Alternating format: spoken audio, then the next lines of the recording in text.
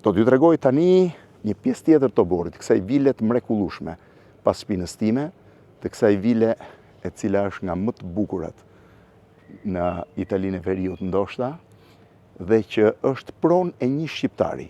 Një vilë e cila ka brenda saj mbi 400 veprarti, me afërsi se nuk e di, ndoshta mund t'jetë diku të 40.000 metra, por nuk jam shumë i sigurt për këtë, dhe njëkohësisht ka 3 shtëpi. Ju tregova, kjo është pjesa ku del liqen. Pronari i vilës do të mbetet anonim. Ai nuk do të tregoj kush është, por është një nga biznesmenët e mëdhenj shqiptar që arriti ta bind pronarin e vilës që t'ia shes këtë vilë të rrallë, të jashtëzakonshme do thoja, të cilën unë do ja tregoj një për një tani në pjesën, kjo është pjesa e oborrit akoma, ju tregova pjesën e parë të oborrit, shifeni tani edhe një herë, ja ku vjen vila, pjesa e gardenit të plot, pjesa e liqenit. Kjo ishte pjesa e pishinës që ju tregova në pjesën paraardhëse, pra që vjen këtej dhe futesh në pishinë, ndërkohë që nëse ikim në këtë drejtim këtej, do t'ju tregoj pjesën tjetër të oborreve. Shive çfarë pamje fantastike ka. Liqeni, vila atje sipër. Dhe këtu futemi në pjesën tjetër.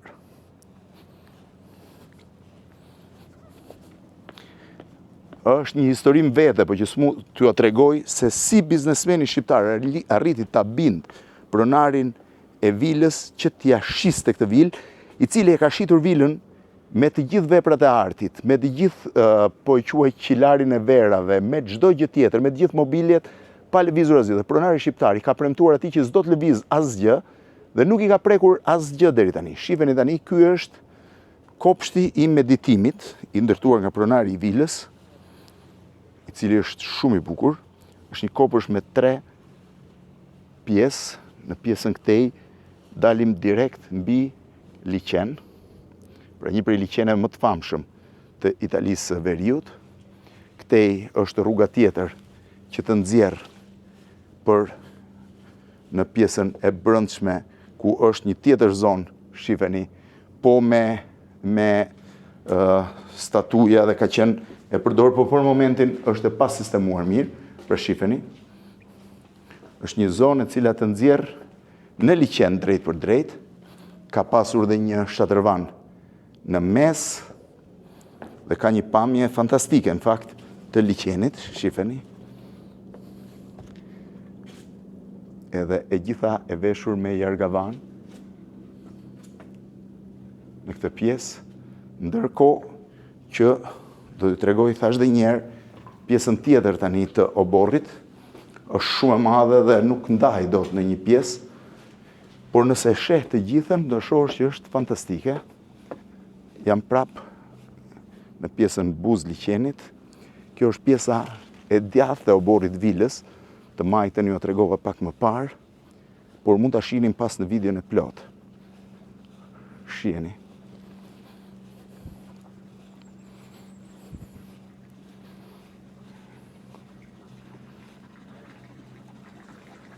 Këtu është një tjetër shatërvan dhe 2 stola për të qëndruar.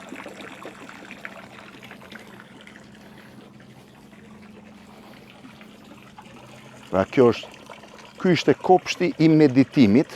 Vila është ndërtuar 1700, por nuk ka më shumë të dhëna se kush ka qenë ndërtuesi i parë, porositë i parë. Dihet që në vitin 1981-83, pronari që i kishte e ka bërë një restaurim të plot për ta sjellë atë në kushtet normale. Shiheni si vazhdon prap.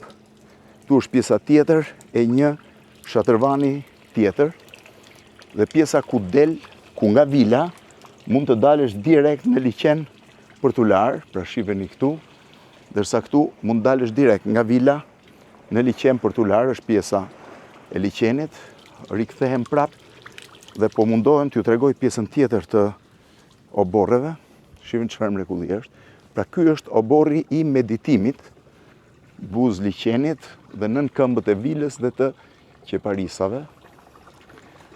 Kam përshtypjen sa do të flasun, më shumë tregojnë imazhet, kurse ky që do të shihni tani është absolutisht Një nga gjërat më të bukura, një Japanese Garden, ku ka edhe peshqit e famshëm japonez, edhe njëkohësisht dhe një obor xhungël, pra që është i gjithi me bambu, po në gjithë shkallë për dalë në pjesën kryesore. Vila është e gjitha në qendër, në fakt, dhe duket se ka obor pak më shumë brapa dhe diçka më pak para, pra kjo këtu, nëse mund konsiderohet kjo pak, sepse edhe kjo është një 100 metra deri tek vila atje larg. Por po shkoj që t'ju tregoj pjesën e oborrit tjetër. Nuk e dia dal dot këtej, po do mundohem të gjej një kënd për të dalë eksakt në oborrin japonez.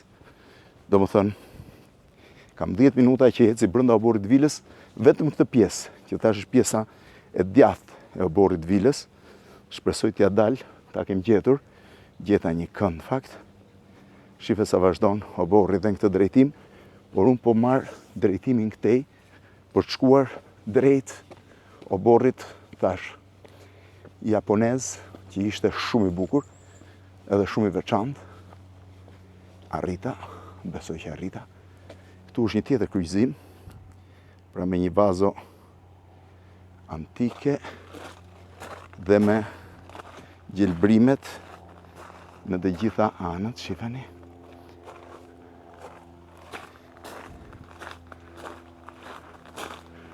Këtu mund të kthehem në vilë, po para se të kthehem në vilë, dua t'ju tregoj kopshin japonez. Më fal, edhe këtu vjen akoma oborri. Po mundohem të gjej në të gjithën pjesën e oborreve. Shif çfarë limonesh. Shif sa është kokra e limonit. Shif sa e madhe. Edhe këtu është një tjetër pamje me pemë, me gjelbrim. Gjelbrimi vijon në këtë drejtim. Pastaj do të futem nga ky drejtim për t'ju nxjerr te guest house-et dhe kopshti i trëndafilave. Po vijoj drejt kopshtit japonez, sepse kopshti japonez është më i bukur, por ta kthej këtej që të shihni çfarë pamje fantastike ka. Ky obor vazhdon nuk e di sa 10 metra.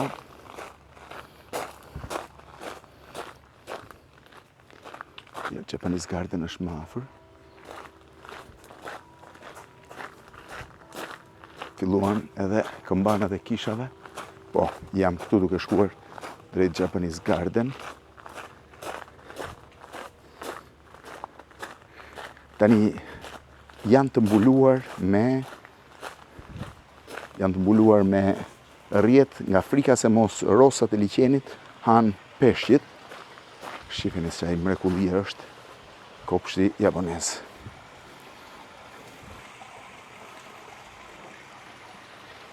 Është çdo gjë, pra bimët japoneze, zambakët e famshëm japonez, të çelur. Këtu po mundohem të futem në pjesën tjetër. Edhe peshqit e kuq japonez dhe më të mëdhej dhe statuja që hedh ujë. Keni parasysh që për të rritur peshqit japonez të këtij niveli duhet minimalisht të jetë një temperaturë e caktuar e ujit. Të mundohem të marr pak, do t'ju hedh pak ushqim peshqve, me shpresën që do mblidhen këtu. Duken që janë të ushqyer.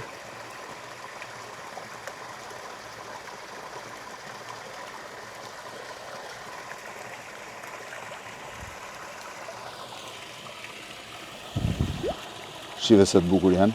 Peshqit e kuq japonez edhe ky i madhi janë fantastik, por janë shumë delikat për t'u ushqyer dhe për t'u mbajtur.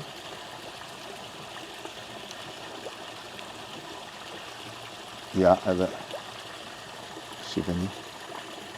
Edhe ky i bardhi që po vjen, nuk e di nëse e kap dot kamera, amiku është shumë i bukur. Një peshk i bardh, i madh, një bardh një roz, të tjerët janë krejtësisht të kuq. Pra shifini, dhe lëvizin në një prej kopshteve më të bukura të këtij të kësaj shtëpie, sipër është pjesa e ngrënies, ndërsa në këtë drejtim dilet në pjesën tjetër të oborrit. Thash ju tregova kopshin japonez, tani do mundohem të fus në jungle, në pjesën e jungles, dhe këtu është. Po dalim vazhdimisht tani sepse bëra një herë turin, që t'ju treguaj jo më të qartë. Shifeni, kjo është pjesa tjetër.